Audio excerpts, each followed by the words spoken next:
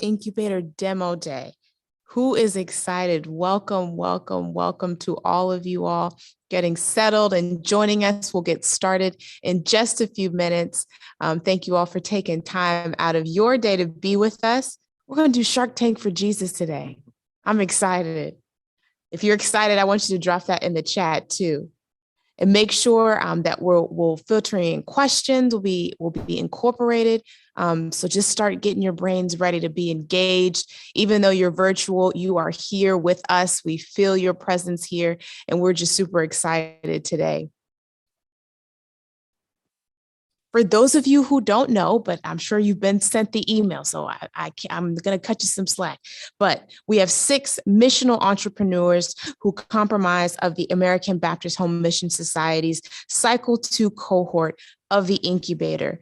And if you don't know what the Incubator is, it's the 2-year integrated program for missional entrepreneurs that helps grow ministry ideas into viable ventures with a Christ-centered mission. And in this virtual gathering, the 6 co-creators will pitch you all their ministry ventures and invite you to partner and collaborate with them in a host of imaginative ways. And each of them will be here to talk to you more about their adventures and ways that you can get involved. So we are super excited to get this started. Just so you know, and they'll introduce themselves when they come out, but Monique C. Harrington of the Way Club is going to be joining us. Dr. Ruth Alerte Jones of the HEM Network will join us as well.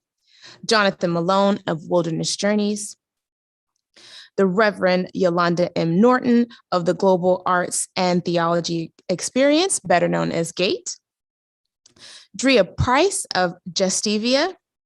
And Alex Zarecki of Our Common Viscera. So again, you all were super excited. Make sure that you're engaged in the chat, sending in questions, thoughts, even if it's just a word of encouragement. We're going to be relaying that to everyone here in the room. I'm going to check the chat and see if we got any engagement so far. Hello, good morning, Jennifer.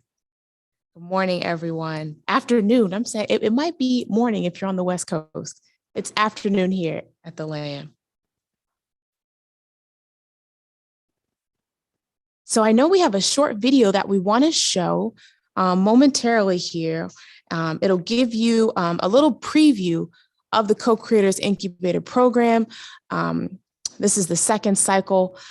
So it'll give you a little bit of an overview of the program.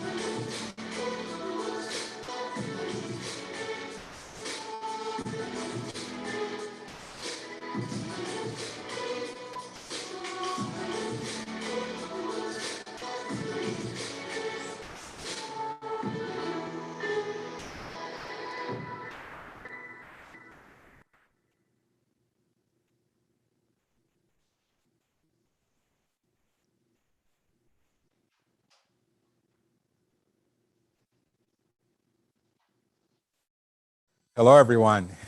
My name is Jeff Haggray, Executive Director here at American Baptist Home Mission Societies and CEO of Judson Press. I am incredibly excited to be with you today and to welcome you to this gathering and to introduce to you, which Lauren Ng will do, the co-creators for this new launch. We're so excited about the Co-Creators Incubator here at the Home Mission Society. This is our second cohort, the second group of talented, called, gifted professionals who are following the voice in their lives as they are seeking to fulfill the passions, the sense of call, the sense of making a contribution in the world that they feel called by God to make. And they're doing that in journeying along with the Home Mission Societies, or we're journeying along with them. And they've been gifted with some mentors who are going to be journeying with them as they begin to expand their impact, their knowledge, as they form collegiality with each other and so on. The Home Mission Societies is incredibly excited by this opportunity to invest in the talent and in the futures of these individuals. Excited by this opportunity to introduce them to you and to many others across the United States, Puerto Rico, and the world. And we're excited because we continue to see our God doing great things in the lives of just talented persons. So for me, this is fun. Meeting these individuals, hearing about their passions, learning about their gifts, their skills, and their strengths, and trying to help identify resources to support them in what they're doing. So welcome aboard. Let's have a great time today. And thankful to Lauren Ng for her leadership as our Program Director of Leadership Empowerment. Give Lauren Ng a round of applause.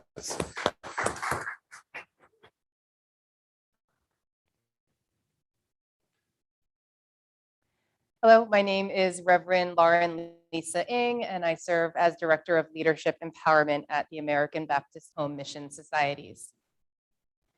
A faith-based social club fostering the next generation of leaders in the greater Philadelphia area, spiritual wellness for women and their families following pregnancy loss, multiple-day hiking and backpacking trips into the wilderness to encounter and engage with the divine, wholeness, healing, and development of Black girls and women through programs that promote womanist theology and the arts.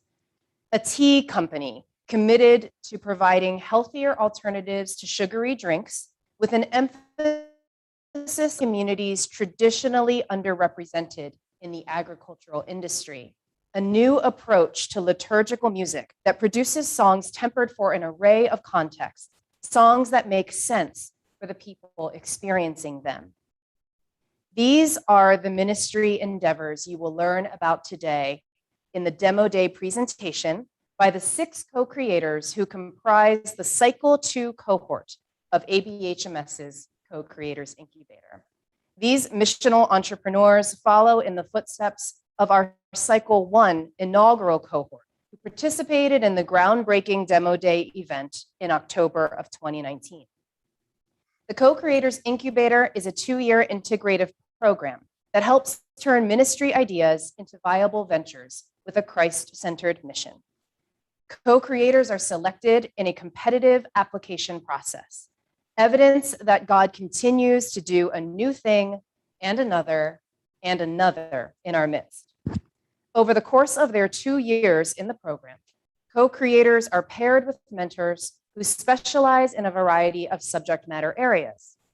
With this mentorship, along with training in human-centered design principles, peer support, and seed funding, co-creators are equipped to incubate and hatch their ideas into the world.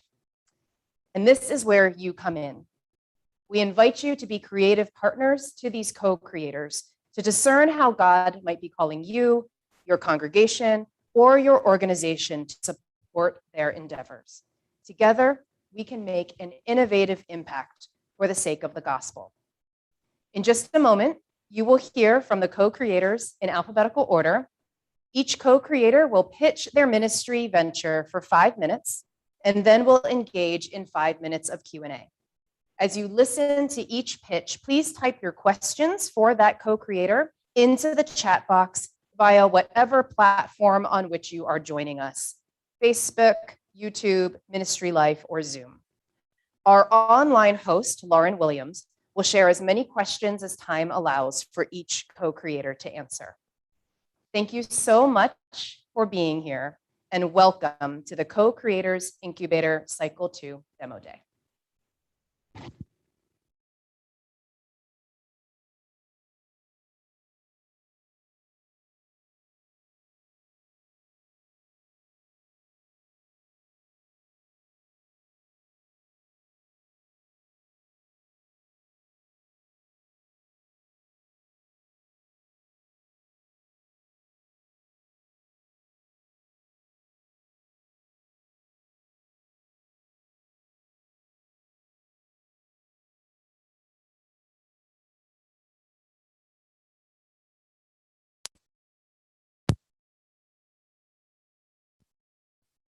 Her friends laugh together and grow up together, all while hanging out at this local spot called The Den.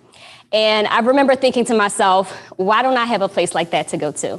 And so that's where the journey for the Way Club began.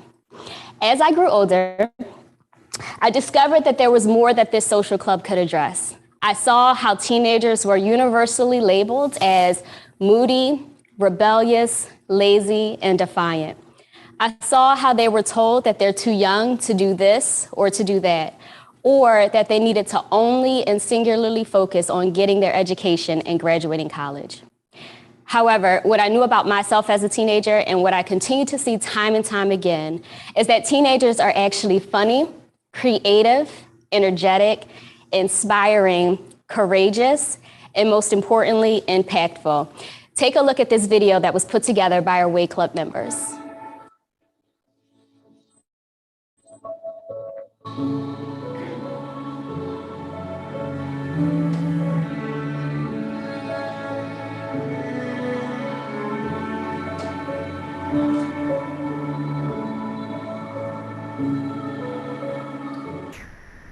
I am not what this world believes me as. I am not lazy, but I still am ambitious and purposeful. I don't expect failure, but I can embrace it. I am someone who will always work to have a better mindset. I will improve and be everything and maybe even more than my to-be vision.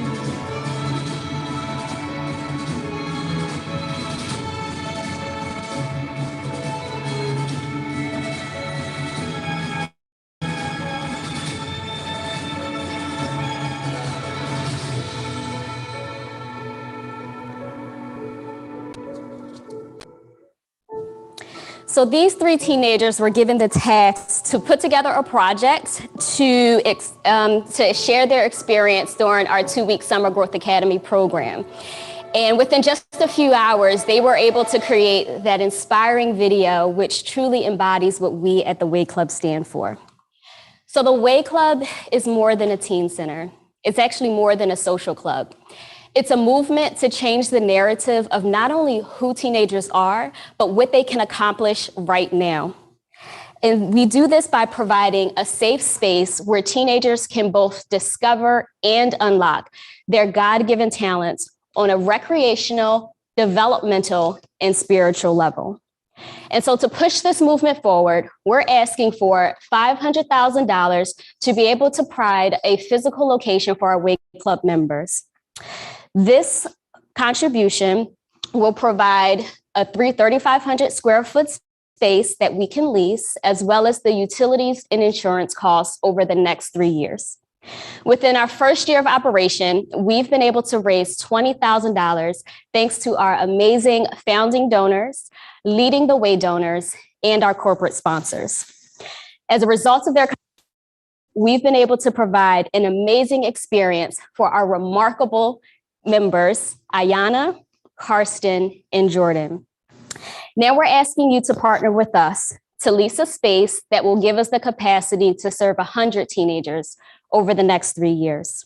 A safe space that will be the real life version of the Den and allow Way Club members to live out our leading scripture, which is Ephesians 4:1. Live a life worthy of the calling you have received. And so to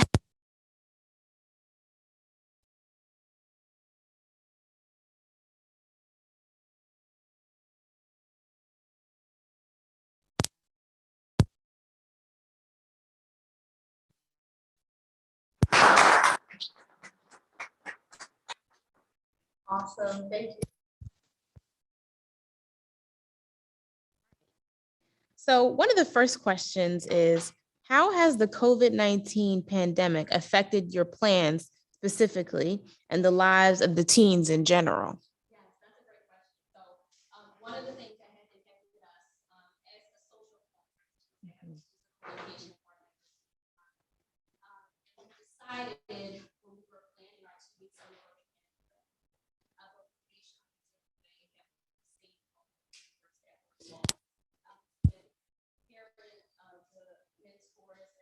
that were coming and the activities that we had engaged in. And so we just continue to follow the guidelines of the CDC and pay attention to the rules associated with that.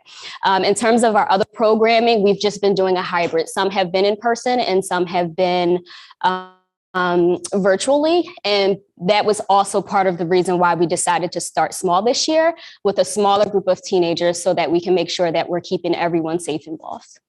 The questions are flowing in for you, but thank Wow. you for being so thoughtful. Thank you. This will be a two-part Sure. from Jason M. He's wanting to remind the audience where you're based. And Yes. he also asked, do you have a specific building in mind? You talked a little bit about that. Oh, that's a great question. So we are based in the greater Philadelphia area. Ideally, I would like to be in the downtown central location of Philadelphia so that we can be accessible to teenagers all over the city. However, the Summer Growth Academy, the photos that you saw in the slides, was in a space that we were allowed to use in the Navy Yard. And I love the Navy Yard because it is a sort of condensed, centralized location. And it's just a beautiful space and the teens absolutely loved it. And so if the opportunity presented itself, I would love to also consider that area of the city as well. Awesome. How many participants do you currently serve and how many do you hope to serve? Yes, we currently serve 3 members, 3 teenagers, Ayana, Jordan, and Karsten. All are in high school and phenomenal. And our goal is to serve 100 teenagers over the next 3 years. That's amazing. So one more question that we'll do. What type of activities do you offer through the Way Club? Oh, great question. So we provide activities on 3 levels: recreational, developmental, and spiritual. On the recreational side right now, because we don't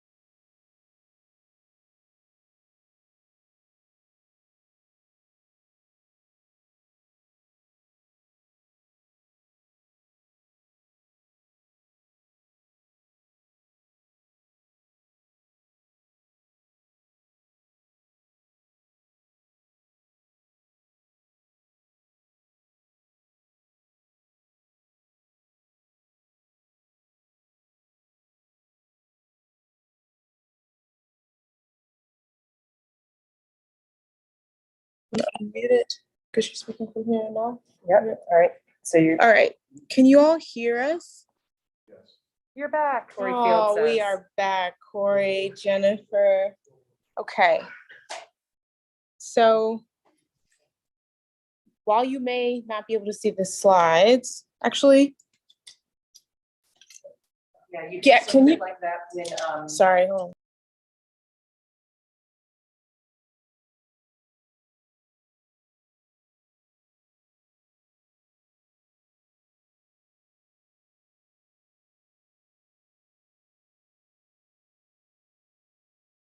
you just have to worry about focusing on the co-creator. Okay. 1 second.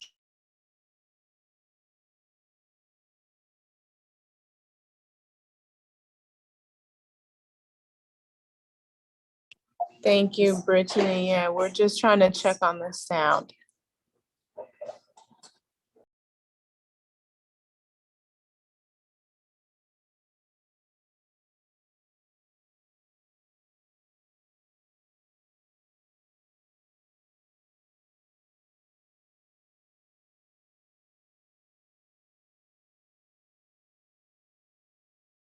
Okay. All right, we're back. Oh, to kick it to Dr. Ruth. Good afternoon. My name is Dr. Ruth Alert Jones, and I am the founder of the Healing Extension Maternal Network, also known as the HEM Network.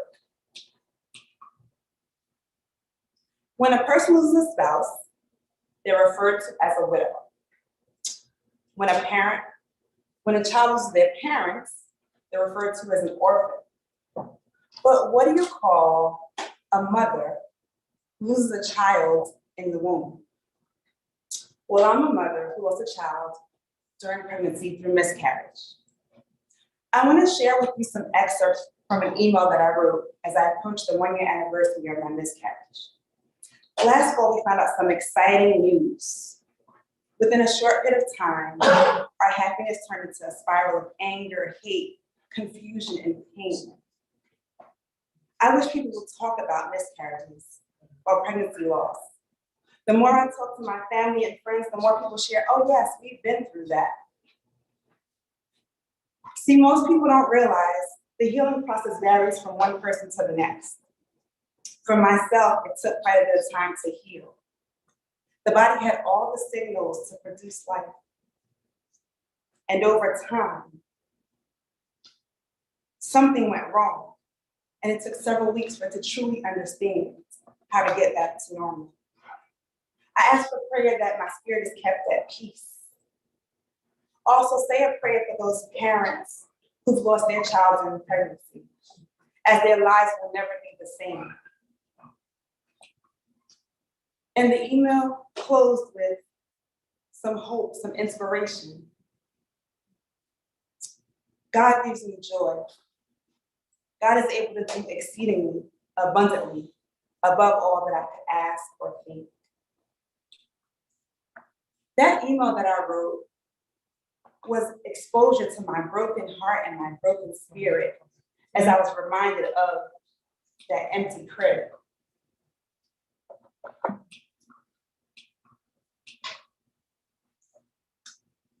With pregnancy, with pregnancy loss, you not only go through physical changes, but there are emotional changes that occur. There are broken ties between potentially the Lord and yourself.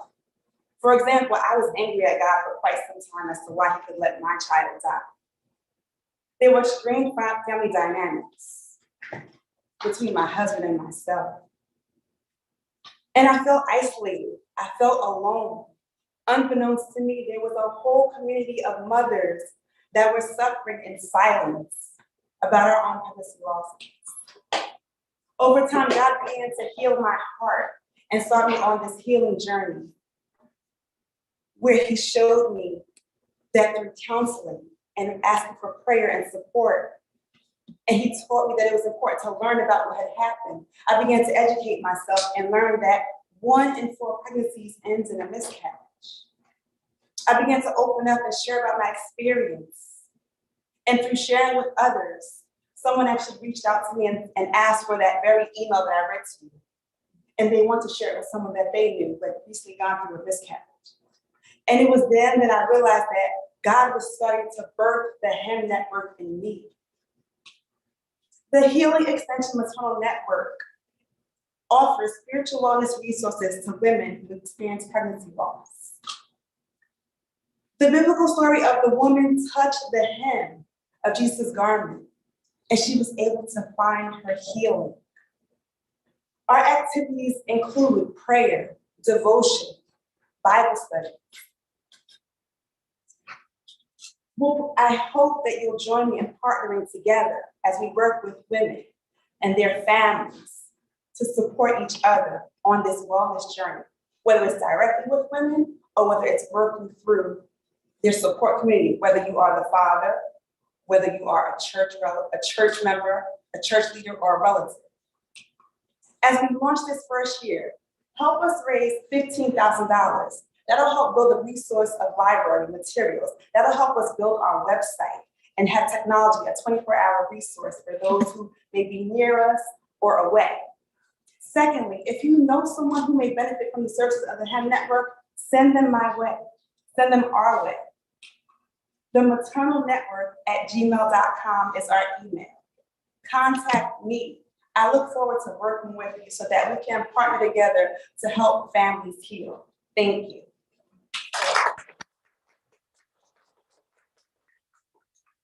Awesome. Thank you so much, Ruth. I've let everyone know, as a friendly reminder, make sure you're dropping your questions in the chat. So we'll wait for those to come in. But while we wait, we do have a question for you, Ruth. If I were interested in this, do I have to be near you to participate in the HEM network? You don't have to be near me. We are able to actually connect with technology. That's why it's important that we get our website up and running, but also too, the vision is so that the HEM network is a network throughout wherever someone needs the support. So as long as you reach out, we will make it possible so that we can connect in person or through technology. Absolutely. We have a couple more questions that have filtered in through the chat. Corey Fields, he says, thank you so much, not only for sharing your painful experience, but for becoming a wounded healer to help others. What was the most helpful and the least helpful thing that others did for you when you had this experience? The most helpful was asking, how was I doing? And probably the most helpful reminder was my husband standing behind me and supporting me and reminding me that we were in this together. Sometimes the fathers sometimes the burden is placed on the fathers to have not only their own healing and for them to help the mother heal as well. So he was probably the most helpful on this journey process. What about the least helpful? That's a tough one. The least helpful, telling people that just try again. You can try again. You're young. You can have another baby. I do have a 2-year-old son. It took us 4 years in between to actually conceive again. And God knew that he was going to be here and his purpose, but that does not negate the fact that I had a child prior to that growing in my womb that I connected with. Mm-hmm. Amen. Jennifer asks, are there occasions like anniversaries or special moments that you would plan to ritualize how people live with the ongoing sense of loss? Yes, that's an important question. Some things that are important are you remember the due date that you're getting. You remember the date that you physically go through whatever process, whether it's a surgical procedure to remove the child or whether it's spontaneously, it occurs on its own. You remember those things. So those dates are important and embedded in your spirit. So if you are trying to help someone in the process, be mindful of those times of year. And you may not necessarily bring up the specific subject, but say to them, I'm thinking of you, I'm praying for you. Is there anything that I can do to help you out? And just let them know that you're there for them. Some people will want to retreat. I retreated for quite a bit of time. That email came out a year later, and I had private conversations. But through the HEM network, we do hope, we will, not we hope, we will be encouraging parents, families to remember their child as a significant part of their family. Amen. Carol Shannon asks, have you given thought for including contemplative journals, or coloring books as a way for the mother or father and or their network can share in part of that healing process?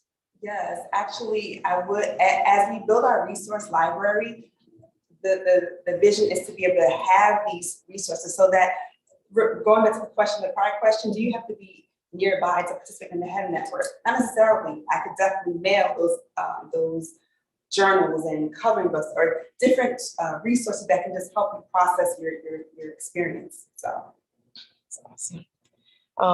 One last question, and forgive me if I'm pronouncing your name wrong, but DJ Santos asks, will HEM create opportunities to gather in person, or is it focused on building a virtual community? We are doing both. Right now, this moment right here is growing our network. We will meet in person as the Lord allows us to. Please contact me, maternalnetwork@gmail.com, so that we can make those in-person contacts. Thank you. Absolutely. Thank you, Ruth. I'll make sure I put your contact information in the chat. Thank you.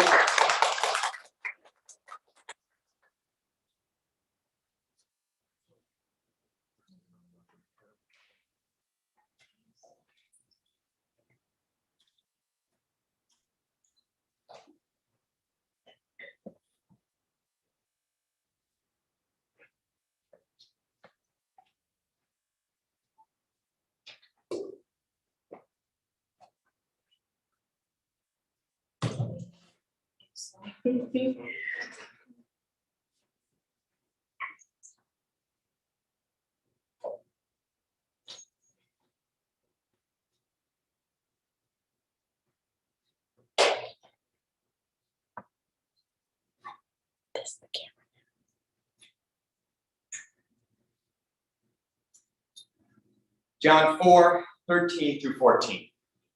Jesus said to her, "Everyone who drinks of this water will be thirsty again. But those who drink of the water that I will give them will never be thirsty. The water that I will give will become in them a spring of water gushing up to eternal life." I was recently hiking in the wilderness in Arizona, in the high plateau desert, and I found that I was thirsty. There was a young woman, a youth, who was very connected on her phone, on social media, always trying to keep up with her friends, with what was happening.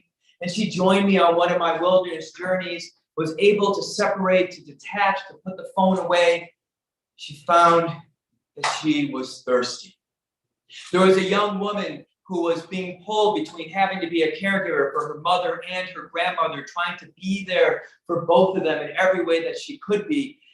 And she joined me in a wilderness excursion and found that she didn't have a sense of who she was, of her own identity, and found that she was thirsty. My name is Jonathan Malone. I've been a pastor in American Baptist churches for over 20 years.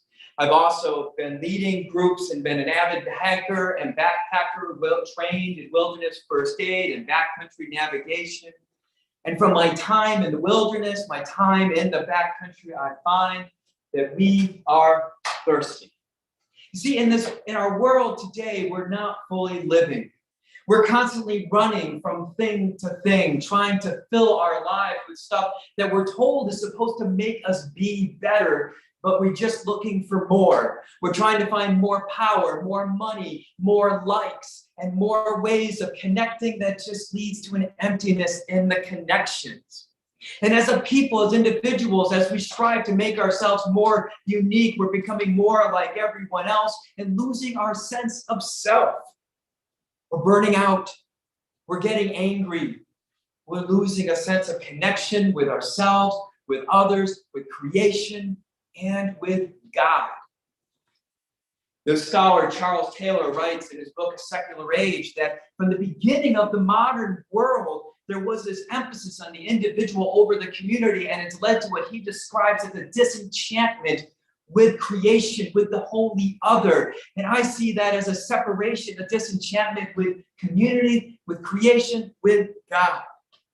We're thirsty. We have this desire, this need to find what Abraham Joshua Heschel writes as a sense of awe. A sense of awe. Where do we get our sense of awe today? But from our updates in technology, the newest phone, but that just is fleeting, it runs away. But imagine with me for a moment that you're in the wilderness in one of these places, and all these pictures are from my own journeys. And you wake up in the morning and you see the sunrise. You hear that first bird song. You travel, you hike to the top of the mountain and you stand up there with 30 or 40 mile-an-hour winds and feel that power. You watch the sun set with no power lines, no buildings, no unnatural light. And you find that sense of awe. Through wildernessjourneys.org, I'm offering opportunities for people to join me in the wilderness for a day or multi-days, to go backpacking, to experience God, to experience community in a different kind of way, because I believe we're not fully living. I believe that God is still speaking, and thank you to my UCC brethren and sistren. I believe that we need to connect again in that deeper way. Wildernessjourney.org is the way that you can connect with me to help to design a trip. I'm happy to work with organizations, with individuals, to design trips that fits your needs, or to join me on some preset trips. I have trips that are scheduled for the Adirondack Mountains in New York State, the White Mountains in New Hampshire, other parts of the Northeast, but I'm happy to work with you wherever you are. If you're interested in joining me on the trip, the cost would be between $600 and $800, depending on the kind of trip and what you're looking for. But if you would also like to partner with me in another way, connect with me on wildernessjourneys.org, and you can talk to me about how you could sponsor. You might want to just sponsor the infrastructure and trying to get the word out and trying to have it here so other people can go on these adventures. Or if you want to sponsor between $500 and $1,000, you can help subsidize a youth or multiple youth to go on a trip where they could really have that sense of community we don't find so much anymore. Or for $1,000 or more, you can help sponsor clergy groups, church groups, individuals who are in need of getting reconnected with God. We're thirsty. We need to find that awe again. Join me in the wilderness and have your thirst quenched. Thank you.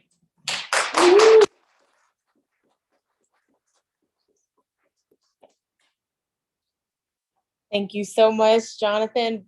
Just a friendly reminder to everyone in the chat, please do send your questions in for Jonathan. While we wait for those to trickle in, let's start with the question that we have from the audience. What would one need for a wilderness journey trip?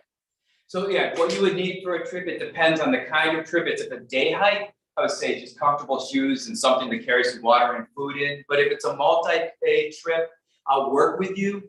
There's some things you just have to buy, like footwear, socks. You don't want to borrow those. But otherwise, I have some gear that I can rent out, or I'll work with you and connect with a local retailer to find the kind of gear you need that wouldn't be exorbitant in the cost. Jennifer Sanborn asks, well, she says she loves the idea of custom designing trips. Where's the place that you most hope to take a group trip to, Jonathan? Well, my love is with the Adirondack Mountains because that's where I've spent the most time, and the majority of the pictures you saw are probably from there. Like I said, I recently hiked in Arizona, and it's becoming a competitor. It was just so gorgeous.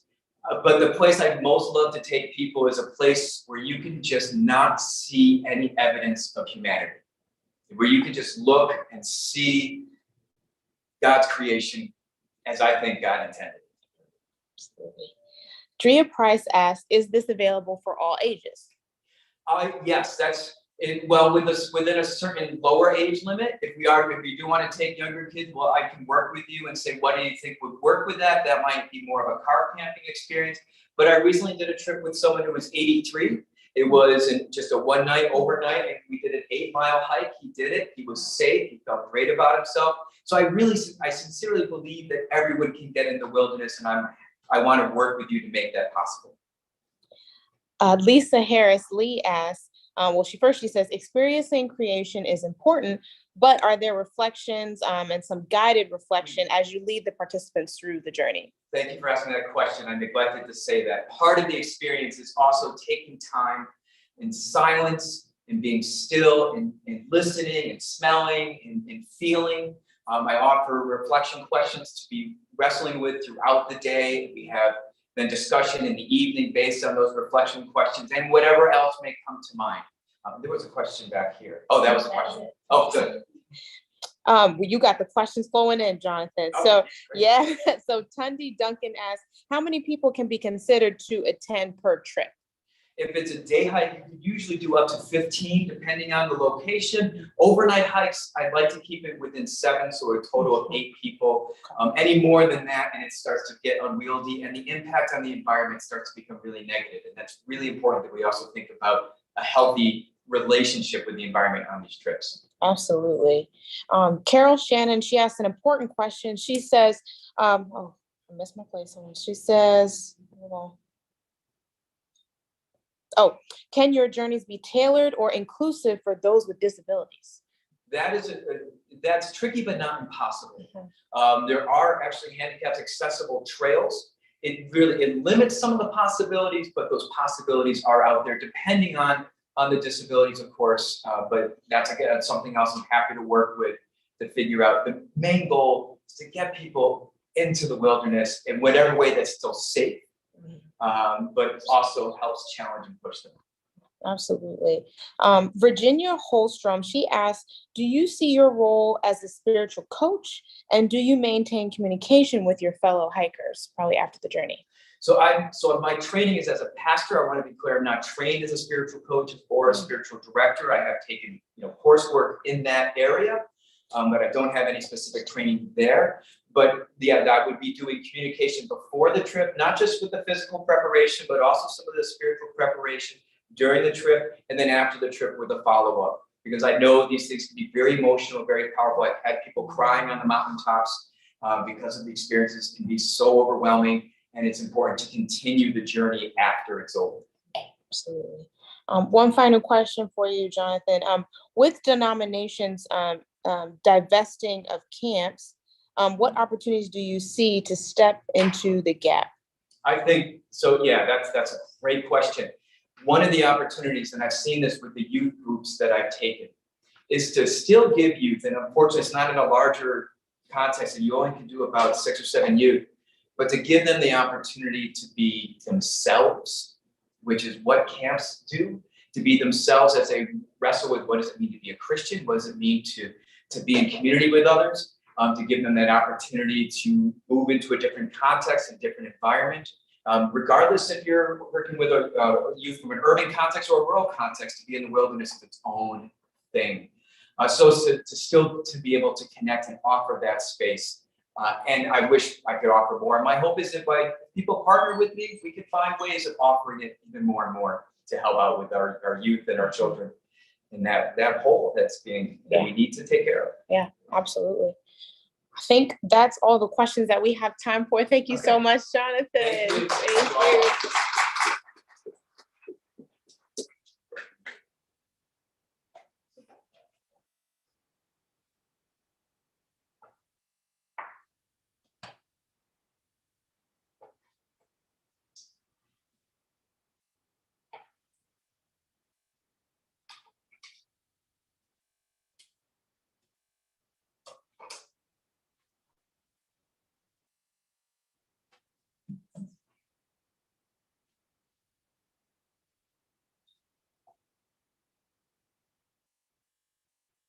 Good afternoon, everyone.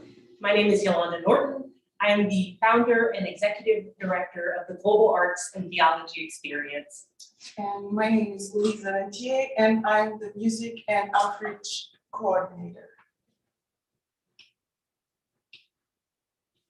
And while Drake sang the snazzy anthem, starting from the bottom,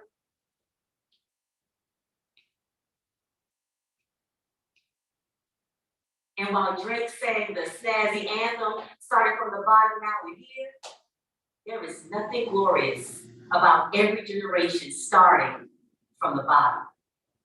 But starting from the bottom is what generations of Black women have had to do, each of them gone from the narrative. Every impact on society dismissed under the eraser's power. An erasure so woven into the systemic fabric of American society that even we don't know our own stories. And the world doesn't know that we, Black women, are the continuously erased factor in the formula for success. As Dr. John says, generations of Black women have known what it is like to be erased, to be abused, to be ignored. So now it is the time to launch a movement to remind Black girls to stand flat-footed in their truth and claim to the world. And while I was here, I live, I love, I was here.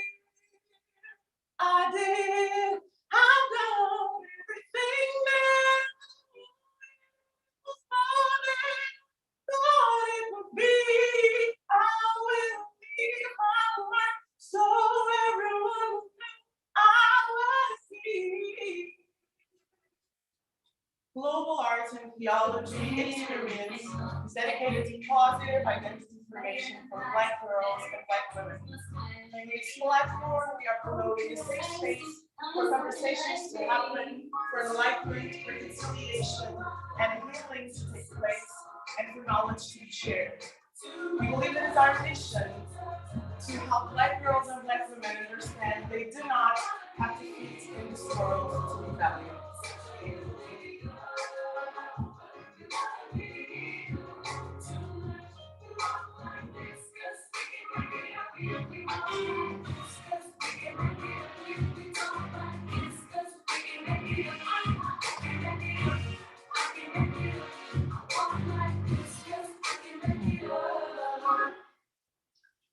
So this project began in 2018. I teach a course called Beyonce and the Hebrew Bible. It's a womanist biblical interpretation class. And the first assignment for the class was to create a worship experience that centered the struggles, the story, and the survival of Black women. We began as a chapel service at San Francisco Theological Seminary, where I was on faculty at the time. Shortly thereafter, we were invited by a church in San Francisco to do a midweek service. This service that was supposed to be 50 to 100 people quickly grew, and we welcomed 1,000 congregants to a worship service in the most secular metropolitan area in the country. And so we knew that something had been created that was bigger than who we were. So in wanting to launch something bigger, something more, we all know that worship should lead us into different action. Worship should launch us into the world differently. So in keeping with that spirit, we are launching the Black Girl Magic Academy.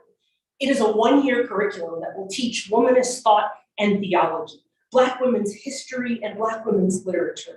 The program is designed for Black girls between the ages of 13 and 17, but we will also work with Black female college students and seminarians who will serve as mentors to carry out different activities that focus on the modules for each monthly curriculum.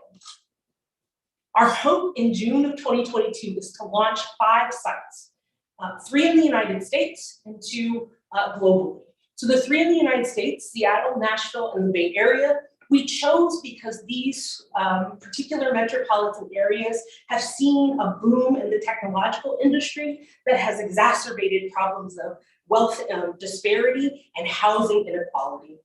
And we think that those things are tangible realities that have had negative impact on Black girls in our community.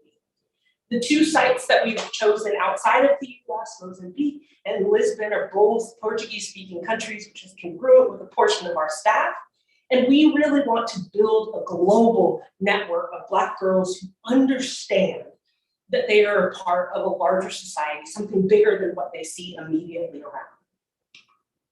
So the masses that will serve as a launching pad for us to do outreach for the Black Girl Magic Academies. And we want to say that we have a track record, a proven history of doing this work. We've reached nearly 12,000 people through our masses. We've reached another 26 million through social media and other outreach activities. We've been able to raise $250,000 from various institutions to do the Mass in the past, and another $70,000 for our outreach programs through grants and individual giving. And so now we are asking for $750,000 in any form that it comes, in small increments, but that is our goal. A third of that money will be used to fund our staff. We have a staff of 9, and to build our organizational infrastructure. Another third will be to, again, have 10 masses across the world to continue to do this outreach work and launch the 5 sites. And the other third of the funding will go specifically towards the sites. We are also, in addition to monetary giving, looking for folks to provide laptops, sneakers, and software. We truly believe that we can launch a movement for a generation of Black girls who know themselves as more than an afterthought of creation.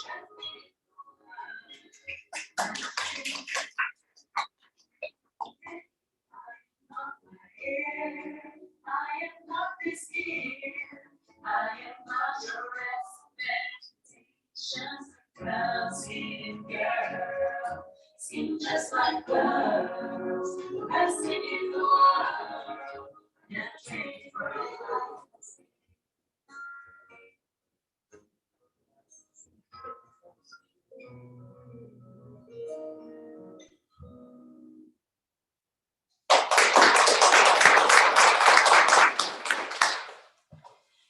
Amazing. Thank you, ladies. So just a friendly reminder to those who are in the chat and can hear my voice, please be sure to drop your questions for Reverend Yolanda in the chat. But we do have a couple. I actually have a really fun one to get us started. You'll love it. Jennifer Sanborn says, the burning question we all want to ask, has Beyonce herself participated or commented on the Mass and the movement? I'm so shocked by this question. We have not had Beyonce participate in the Mass. She is, you know, I've always said that it would be really great for me personally if I got a call from Beyonce. If that happens, you'll all know. If you hear a random scream from somewhere in the world, that's me. But it really is that we understand the Mass to be about something bigger than Beyonce. And so in some ways, while we appreciate her genius and her ingenuity, it's better for us not to have that, because it skews the image and people aren't able to see the myriad of Black women throughout history that we're talking about in this worship service. Love, that's a good answer. Really good answer. Drea actually asked a question that we also had, and so I'll kind of combine them into one. You mentioned sneakers, software, and laptops. What is the purpose of those donations, and how will they support your ministry? That's a wonderful question. So we're really trying to build a holistic curriculum for Black girls. We all know that, for example, Black women have large morbidity rates from stress, from problems in diet in the Black community. And so one of the things that we want to do is have a physical fitness and wellness component to the program. In keeping with that, we're asking people to donate tennis shoes and sneakers, because we're developing different curriculum options so that we can encourage physical fitness for Black girls in ways that don't cost a lot of money. Because a lot of times what we see is that parents are not able to keep their kids in these activities because they're cost prohibitive. So we want to encourage that. The laptops and the software are really so that we can engage them in a variety of creative mediums. So all of these videos that you saw are videos that we edit ourselves. We've learned the software, we've done this creative work ourselves, because we understand that if you're going to tell Black women's stories, the best way to do it is for Black women to be leading that movement. So we want to teach Black girls to do this work. Yes, amen to that. Monique Harrington asks, what is the process if someone wants to host programming in their area? For the Beyonce Mass, or for the Black Girl Magic Academy, if you're interested in doing this work, you can either go to www.beyonceMass.com if you have a specific request around the Mass, or you can go to our new website that we've just launched, www.womanistgate.org, and there you will find a place to sign up for our newsletter or to send in an inquiry about us coming to your city. Absolutely. I will make sure that I drop those in the chat, you all, so that you have those links readily available.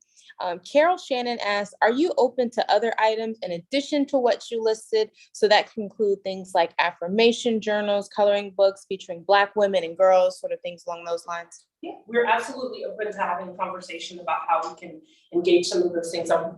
You know, coloring books we might be able to use for a younger demographic than what we're working with, but we absolutely want to create a library and a resource collective to help positive identity formation for Black girls. Absolutely.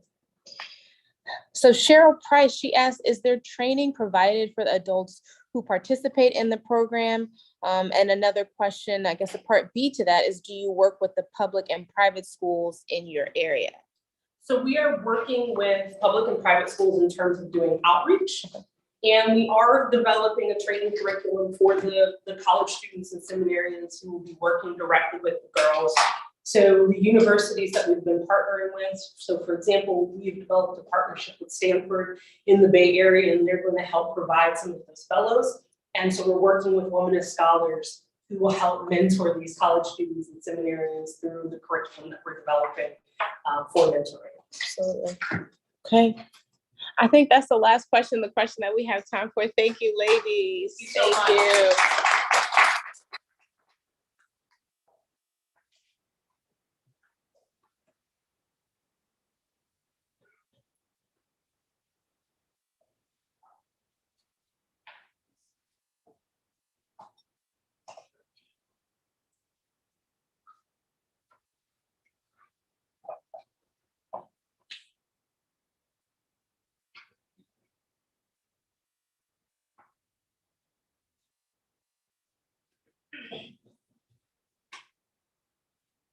Hi, my name is Drea Price, and I'm so honored to share with you all how my passion for both food and nutrition and sustainability and agriculture has come together with the goal of nourishing our vessels for such a time.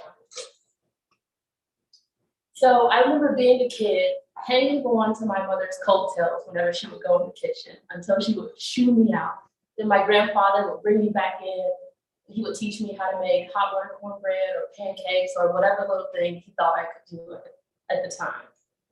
And it's so easy to think about the connections we have over food when you think of Christ feeding the thousands with 5 loaves of bread and 2 fish. And my passion for food led me to my next passion of farming when I went to a farmer's market one day and met a farmer. And the next time I looked up, I was on his farm helping him raise free-range chickens and growing organic herbs. And one of the main focuses we have on the farm is ensuring that we give back to the earth as much, if not more, than what we take. So Justine was born during the middle of this current pandemic, a time when it was much easier to turn towards our favorite comfort foods and become less active in our homes. My partner and best friend, Halima, tried this little tiny green leaf of stevia for the first time, and she was amazed at the sweetness that filled her mouth. And her first thought was, we need to make tea with this. We were already growing herbs like lemongrass and mint, and stevia was that cherry on top. Since I grew up in the South, I've been aware of the presence of that ice cold, sweet, sticky, sweet tea that garnishes fancy banquet tables and fills the sippy cups of children. And we created Justevia in order to combat the adverse health effects that follow the overconsumption of things such as sugar. Our main focus is to provide healthy alternatives to ensure that our vessels are fueled with products with our health in mind and that are actually nourishing our bodies. As we move away from the natural products that God has given us and more towards packaged products that are filled with unnecessary amounts of fat and sugar, our bodies are feeling the effects. We're becoming heavier, we're lacking energy, and we aren't able to do as much as we were before. And if you look at the map, you'll see as the color darkens, the obesity rates are increasing. The map on the left focuses purely on Americans, while the map on the right focuses on Black Americans, which is our target audience. Obesity is on the rise, and this current pandemic has exacerbated the effects. We have been selling tea successfully at local farmers markets for the past year. We gave out free samples of herbs and tea and shared recipes at a local Juneteenth event. We've been active at local community gardens, speaking to children of all ages, teaching them about the importance of eating healthy so that we can live long, fulfilling lives. Local restaurants have featured our teas as a focus on local products. And the more we work in the community, the more we realize what we can do. We are looking forward to starting a community-supported agriculture program that not only provides people with access to more affordable vegetables, but also provides them with educational materials to know what is good for it and how to use it. Justivia was born as a labor of love, but as the company grows, our needs are outgrowing our limited finances. Our immediate need for the upcoming year is $8,000 so that we can start our CSA program, to ramp up our tea production to meet current demand, and to hire our current intern as our communications and logistics fellow.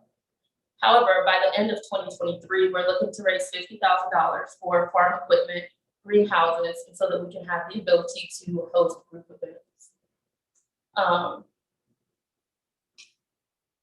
So here is our contact information. My name is Drea Price, and this is my partner, Lisa Salazar. You can email us at justivialoc@gmail.com. We also have a website, justiviateas.com, where you can read our blog that we started last year. And we are active on Facebook and Instagram. We're most active on Instagram.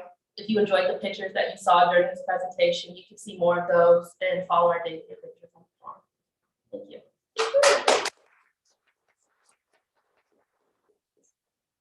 Thank you so much, Drea. And I was telling everyone in the chat that your teas are amazing. So everyone needs to purchase. We will make sure we drop the link in the chat. So please, excuse me, do share your questions for Drea in the chat. But while we wait for those to filter in, we actually do have a couple for you right now. So Drea, tell us where does the processing of your products happen? So we like to say that we handle all of our processing from seed to sale, from initial plant to final product. So all of the harvesting, drying, and packaging happens on site. And are your products organic? So while they do not have the organic label, we do use organic practices. We decided that it wasn't financially feasible to do the organic label because of the cost, but we look forward to potentially having that in the future. Monique Harrington asks, are you open to hosting groups? And if so, what would that look like? We would love to host groups. That's actually why we're asking for the $50,000 by 2023, because there are some costs associated with that, such as insurance, gear, or equipment for farming. And we want to make sure that when we do host people, we can accommodate them well. And that would look like just living the daily life on the farm for as long as they're looking forward to. Awesome. Ruth Jones asks, how much does Justivia tea cost to purchase? So how much is your average, I guess, bags? Our bags are $7 at the moment. So you can message us on our website or on social media if you're looking to purchase. All right. Oh, okay. Daniel Pryfogel asked a financial question. What's your annual revenue? I do not have that for you at the moment, but if you give me time and drop your email in the chat, I can get back with you. Okay. Daniel, we'll be sure to drop her email in the chat so she can contact you directly about that. Jennifer Sanborn asks, is your vision to remain a local, small-scale operation, or do you envision scaling up, selling the recipe, possibly partnering with larger manufacturers and so forth? She says that she can see the benefits to both pathways and is kind of curious about your dream and how you see it. We do plan to scale up. We would love to eventually get into bottling and selling to restaurants and doing wholesale. I don't see us selling the recipes because they're just so near and dear to our hearts. Absolutely, absolutely. Well, if there aren't any more questions in the chat or in the room, you all let us know. We thank you so much, Drea.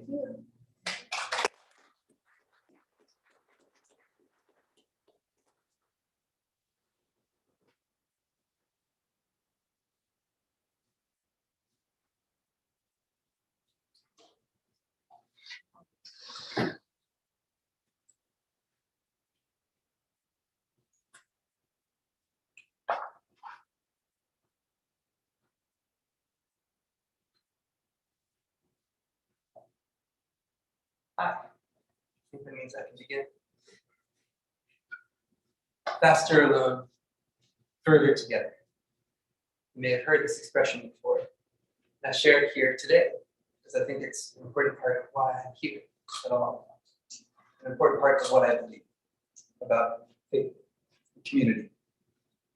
So a bit of me. My name is Alex Ziracki, and it is an honor to be counted among these co-creators here today in such good company. I'm currently based in Seattle, Washington, where for the last 7 years and counting, I have been leading music at Japanese Baptist Church, part of our ABC family in the Evergreen region, and where I also currently a full-time resident, hospital chaplain. This project, this undertaking, this name, Our Common Viscera, is meant to get at both our visceral reactions to the arts, but also the unity and diversity in what constitutes us, how we're made, and what we make, what we perceive and how we respond. There are an abundance of reasons as to why I humbly and excitedly hold this project, and I'm glad and grateful to share a bit of it with you now.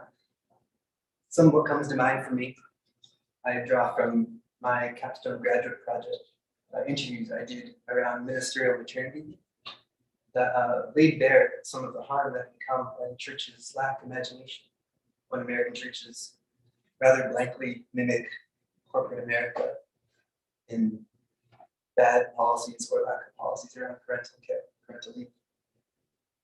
I also think of the term ultra-bright as invoked by academic and theologian Don Saliers, where he is trying to address certain modalities and expressions of Christian worship in the West.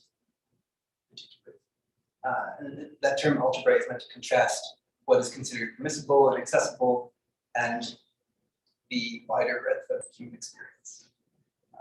This is evidenced well perhaps in the Psalms, with their abundance of lamentations that rarely are proportionately represented in corporate worship spaces. This contrast, this loss of imagination, lack of imagination, to me, both points to and from a severe disconnect between churches, the arts, and the artists that make them. Now, I don't mean to gloss over traditions, communities, individuals, and operations currently active that do well here and integrate well here. And in fact, I lean on that in many ways. But so long as the dominant trends, dominant expressions of Christian worship in the West are at best complacent, if not complicit in these ways, there will never cease to be a need, call for healthier integration between churches, the arts, and the artists that make them. It is my imagination that they provide an entry point, that they can slip past what C.S. Lewis refers to as the watchful dragons that guard the boundaries, the bubble of our vulnerabilities. They can illuminate and reach the places that we are more hesitant to reach. They can access things that we don't want access in corporate worship, that they can speak to that which doesn't get spoken to on social media platforms, that they can name the things that don't get named in Christmas cards, family updates. So what is all this leading to?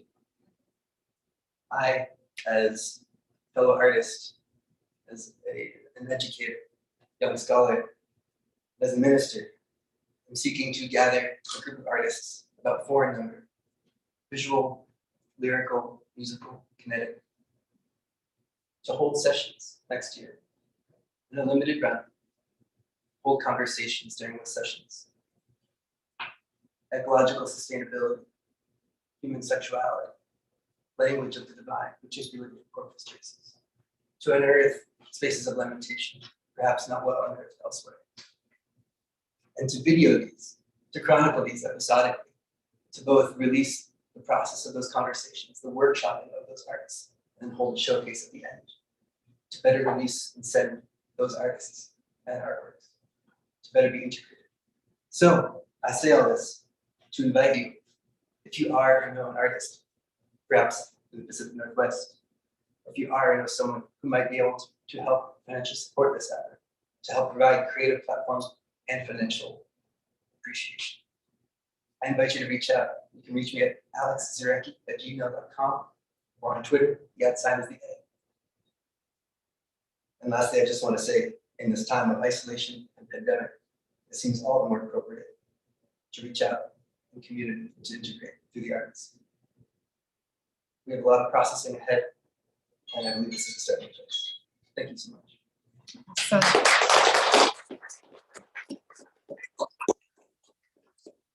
Thank you so much, Alex. We have some questions we want to dig into, and just a friendly reminder, please do drop your questions in the chat for those of you hanging out with us on Zoom.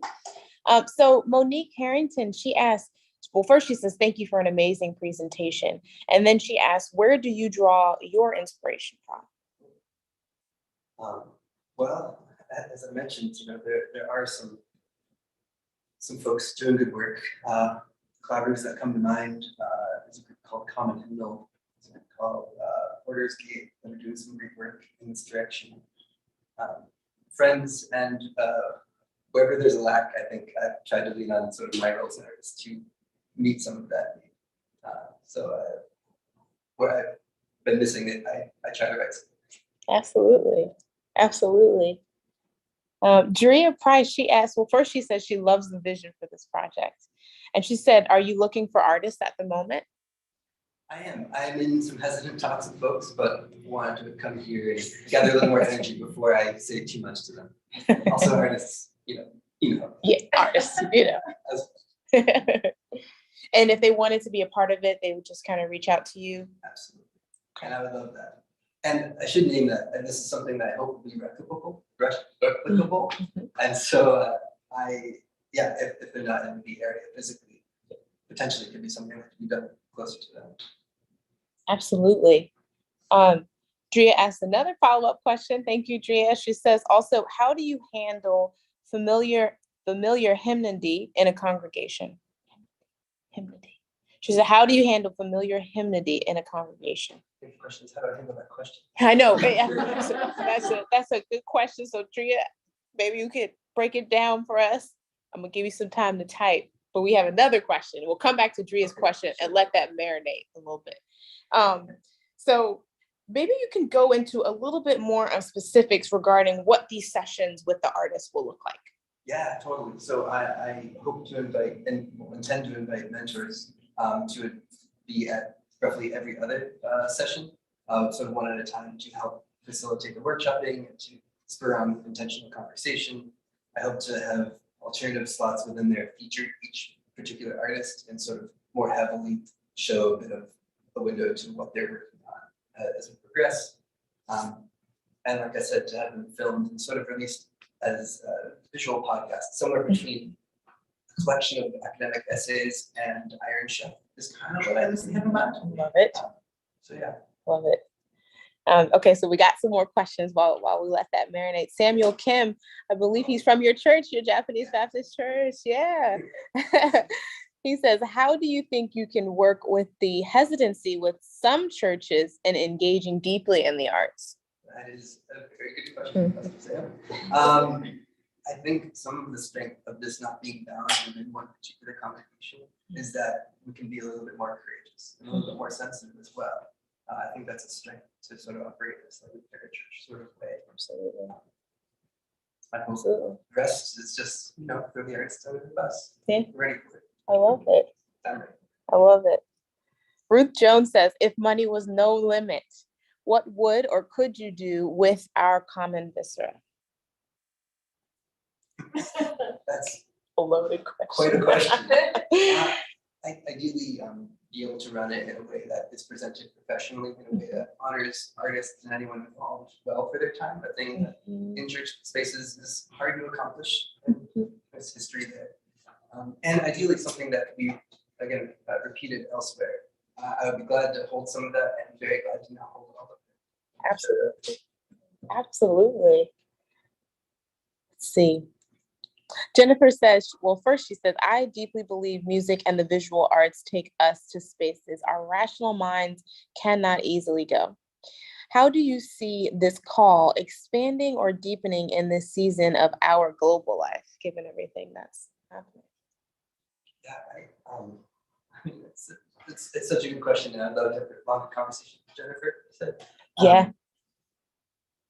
I think for me, one of the big things that I sort of noticed through my chaplaincy work and just through conversation where I've been able to have it is all the stories that are sort of locked up right now, and to better reach those and access those.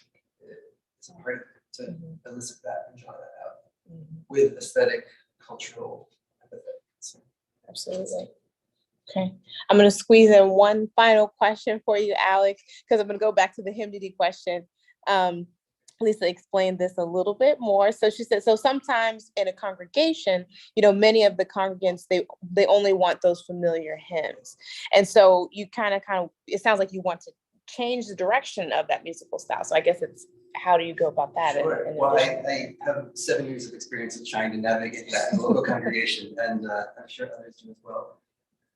I believe there is a healthiness to familiarity, and especially for folks who've been around for a few more decades than I have, I honor that. And I also don't think nostalgia should be our only driving factor in what we define in our worship spaces. I think leaning on that in a shallow or hollow way is disastrous at best. Yeah. And so I think there's a bit of checking in and a bit of not trying to lose anyone, but also invitation to try to be courageous together. Absolutely. It's not simple, but I think it's simple. Yeah, it's a poetic answer. Thank you, Alex. Sure. That's good. Thank you.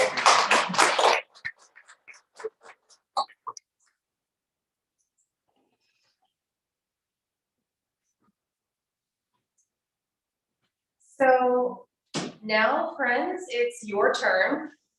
What have you heard today that has captured your imagination? What have you seen that is inspiring you to want to know more?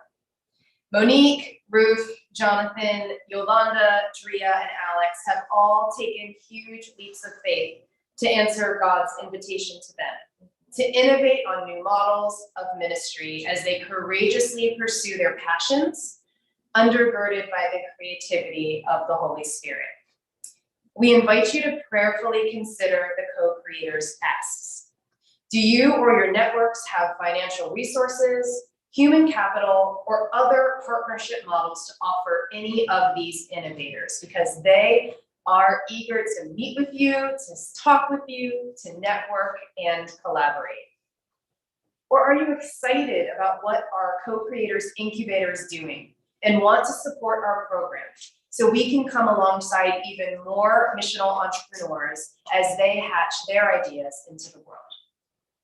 Or perhaps you yourself have an idea stirring in your spirit that you think might be perfect for the next cycle of the Co-Creators Incubator.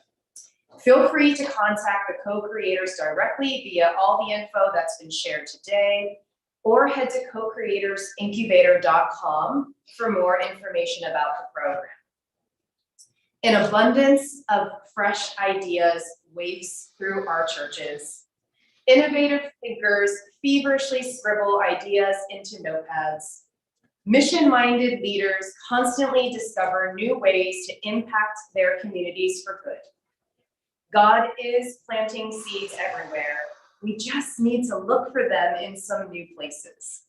The Co-Creators Incubator exists to water those seeds and help them grow. So we invite you to join the Co-Creators movement. Thank you. Bye.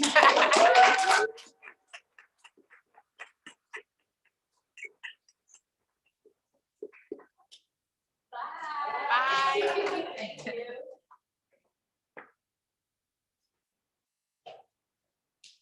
Thank you, everyone. Lots of great works. I'm just checking the chat. Lots of great works. Fantastic presentations. Okay. Yeah. Off now.